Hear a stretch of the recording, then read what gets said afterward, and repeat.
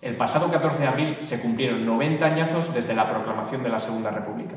Una forma de gobierno que se extendió en nuestro país durante 5 años, hasta 1936, con el comienzo de la Guerra Civil precedida, como sabéis, por el golpe de Estado. Aunque haya pasado tanto tiempo, la época republicana sigue generando muchísimo debate en la población española.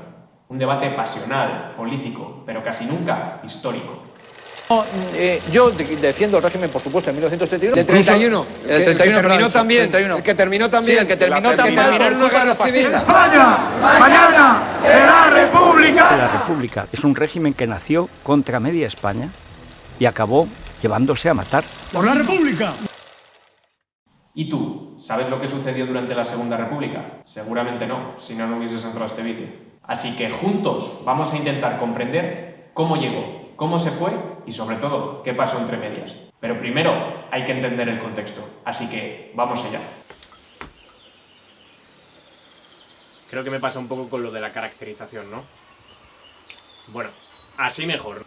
Pongamos que vivieses justo un año antes de la llegada de la Segunda República, en 1930. Por aquel entonces, España era muy distinta a la de hoy en día. Y ojo, prestad atención a los datos porque vais a flipar. Nuestro país estaba poblado por 23,5 millones de personas, justo la mitad que hoy en día. La vida no empezaba de forma sencilla. En el caso de que fueses del 19% de la población que lograba sobrevivir a los 4 primeros años, tu esperanza de vida sería de unos 50 años más o menos. Además, tenías un 40% de posibilidades de hacer tu vida en una zona rural. Pero no te confundas, un mundo rural muy distinto al de hoy en día, ya que quedarían décadas para que llegasen las carreteras, el agua e incluso la electricidad. La enseñanza en estas zonas era bastante escasa, por lo que tendrías suerte si a lo largo de tu vida aprendías a leer y escribir. Los trabajos, casi siempre escasos y mal pagados, estaban copados por el sector primario. Aunque eso sí, desde comienzos del siglo XX, la tardía revolución había comenzado a llegar a España, trayendo consigo la creación de numerosas fábricas en los núcleos urbanos. Es por ello que los sindicatos obreros CNT y UGT ganaron tantos afiliados durante estos años y comenzaron así a protestar masivamente en las calles. Bueno, podría seguir dando datos durante 5 horas de lo distinta que era la vida en 1930, pero creo que ya lo hemos comprendido, ¿no? Así que ahora vamos a por lo que nos toca. El tema político. 1930 fue el último año en el que Miguel Primo de Rivera, este señor, fue dictador de nuestro país. Aunque quizá os suene un poco más su hijo, José Antonio, fundador de Falange y del que ya hablaremos un poco más adelante. Pero aunque su hijo le haya robado muchísimo protagonismo, Miguel Primo de Rivera es un personaje importantísimo para entender por qué, tan solo un año más tarde, España se convertiría en una república. Y es que este hombre llegó a ser dictador del país gracias al golpe de Estado que dio en septiembre de 1923, cuando era capitán general del ejército en Cataluña. Por aquel entonces, las luchas políticas por el poder entre los dos grandes partidos, liberales y conservadores, eran el pan de cada día. De hecho, durante los 5 años anteriores al golpe de Estado, hubo nada más y nada menos que 8 presidentes del gobierno distintos. El control de las colonias era otro de los grandes problemas que tenía España, ya que la lucha contra las tribus independentistas rifeñas del norte de Marruecos habían causado más de 10.000 bajas españolas en el conocido desastre de Anual de 1921. Es en este contexto histórico cuando el capitán general de Cataluña, Miguel Primo de Rivera, decide dar un golpe de Estado contra el gobierno constitucional. Este golpe de Estado tan solo tuvo apoyo en la zona este del país, especialmente en Aragón, pero sobre todo en Cataluña. Sí, Cataluña, habéis oído bien. En el resto de España apenas consiguió adeptos, pero tampoco detractores. Así que el que finalmente decantó el triunfo del golpe de Estado fue Alfonso XIII, quien traicionó la Constitución de 1876 y retiró su apoyo al gobierno central. En el manifiesto que Primo de Rivera lanzó tras el triunfo del golpe de Estado, quiso dejar claro que su objetivo era liberar al país de los profesionales de la política. También dijo muy claro en muchos de sus discursos que su movimiento era un movimiento para hombres. Salvar a una patria es siempre labor de masculinidad, en el sentido de fortaleza de corazón, en el sentido de fortaleza de sentimientos, en el sentido de temperamentos adecuados. Los planes del golpista Primo de Rivera eran sencillitos: eliminar la corrupción, eliminar el caciquismo y solucionar los problemas militares en el norte de África.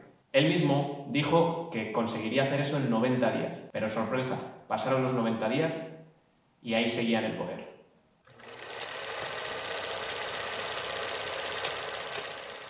La dictadura de Primo de Rivera duró 6 años y 4 meses. Para conseguir mantenerse en el poder, ilegalizó los partidos de la Restauración y fundó el suyo propio, la Unión Patriótica. Este partido no tenía una ideología muy definida, más allá, claro está, del nacionalismo español, el militarismo y el mantenimiento de las costumbres católicas. Durante los primeros años de dictadura, la inversión en industria y obras públicas, unido, claro está, al crecimiento económico que recorría el mundo durante los años 20, hicieron que la vida de los españoles mejorase un poco. Militarmente, el dictador también comenzó con buen pie. De hecho, consiguió derrotar a los ejércitos rifeños en el conocido como Desembarco de Alhucemas en 1925. Sin embargo, los errores posteriores cometidos por el gobierno, unidos con los primeros efectos del crack del 29, hicieron que el gobierno perdiese todos sus apoyos. La burguesía catalana, molesta por las restricciones a la autonomía y al idioma catalán, pronto retiraron su beneplácito al dictador.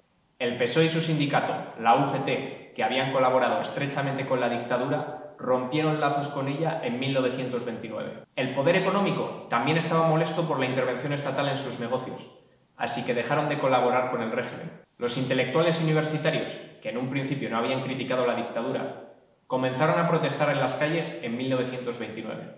A comienzos de 1930, Miguel Primo de Rivera ya no tenía siquiera el beneplácito del rey ni del ejército. De hecho, tras pedir el apoyo a los capitanes generales y no recibir respuesta de ninguno, el 28 de enero dimitió y se exilió a París, donde moriría mes y medio después.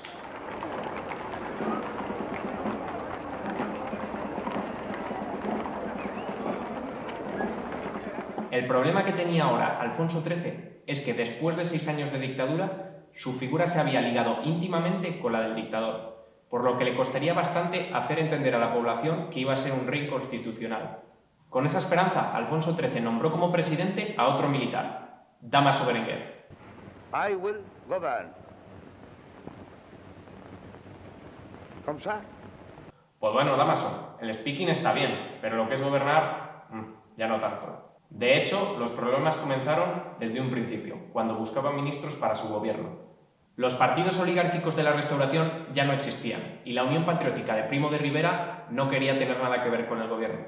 Así que Dámaso Berenguer formó un nuevo gabinete con militares y aristócratas, todos ellos conservadores.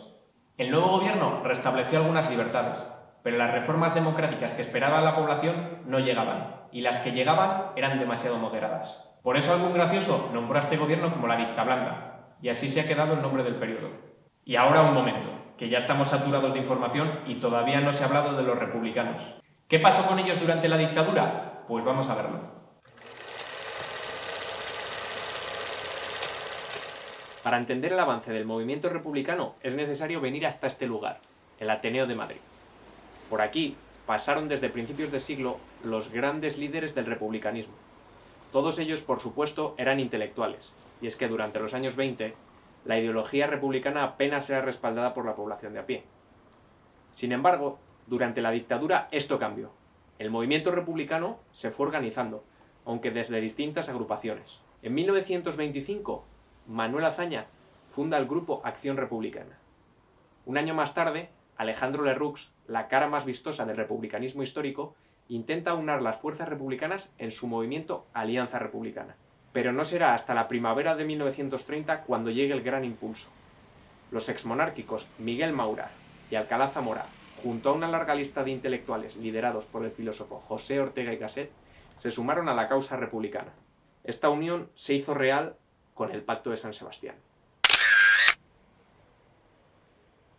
Esta reunión semisecreta fue de vital importancia para la organización de la futura república. Los líderes que asistieron decidieron cómo pretendían echar a Alfonso XIII del poder y qué ocurriría después. Por unanimidad se decidió que Alcalá Zamora fuese el presidente del Comité Revolucionario. Su elección se debió a que era la figura republicana que más simpatías despertaba entre monárquicos y conservadores. Además, era el único del Comité Revolucionario que había tenido experiencia de gobierno. 2 meses después del Pacto de San Sebastián, el PSOE se unió al grupo republicano. Eso sí, con la condición de llegar a la República gracias a una huelga general revolucionaria. Un momento, ahora pensarás que algo no cuadra. ¿No había dicho al principio que la República llegó el 14 de abril y mediante unas elecciones municipales? Pues nos vamos de viaje, para ver qué ocurrió con la huelga revolucionaria de diciembre. Hemos venido hasta Jaca, una preciosa localidad del Pirineo aragonés que durante los años 30 acogía a multitud de militares en sus calles y cuarteles. Unos militares que en muchos casos eran destinados aquí precisamente por ser discrepantes con la labor del gobierno. Pero bueno, volvamos al tema de la huelga general, porque en Madrid el Comité Revolucionario no tenía claro qué día se debía realizar. En un principio escogieron el día 12, pero finalmente algunos problemas de última hora hicieron que se retrasase hasta el 15. Sin embargo, los capitanes al mando de las tropas de Jaca, Fermín Galán y Ángel García Hernández, no llegaron a enterarse del cambio de fecha, así que en la madrugada del día 12 iniciaron la sublevación. Sin apenas resistencia lograron imponerse en la localidad, y la bandera republicana ondeó por primera vez en un ayuntamiento. Ahora que ya tenían Jaca bajo control, el plan de los dos capitanes era llegar hasta la ciudad de Huesca. Así que partieron para allá junto a 800 soldados. Pero 3 kilómetros antes de llegar a la ciudad fueron neutralizados y detenidos por las tropas del gobierno. Tras esto, la huelga del día 15 se vio totalmente afectada, pero aún así, dos militares, Queipo de Llano y Ramón Franco, se sublevaron en la base militar de Cuatro Vientos. Y no es casualidad que se apellide Franco, es que era el hermano del futuro dictador. El caso es que la intención de los dos aviadores era bombardear nada más y nada menos que el Palacio Real. Cuentan las crónicas que al sobrevolar Madrid y ver a la población trabajando como un día normal, los militares decidieron abortar la misión y huyeron a Portugal y posteriormente a Francia. Y ahora podríamos pensar que después de una sublevación y un intento de bombardeo al Palacio Real, la monarquía saldría reforzada. Pues podría haber sido así, pero el gobierno de Berenguer tomó dos decisiones que se le volverían en su contra. Una, al día siguiente de los sucesos de Jaca, los cabecillas del Comité Revolucionario fueron encarcelados. Y dos, el error más importante, y es que tan solo 2 días después de la sublevación de Jaca, los militares Galán y García Hernández fueron fusilados.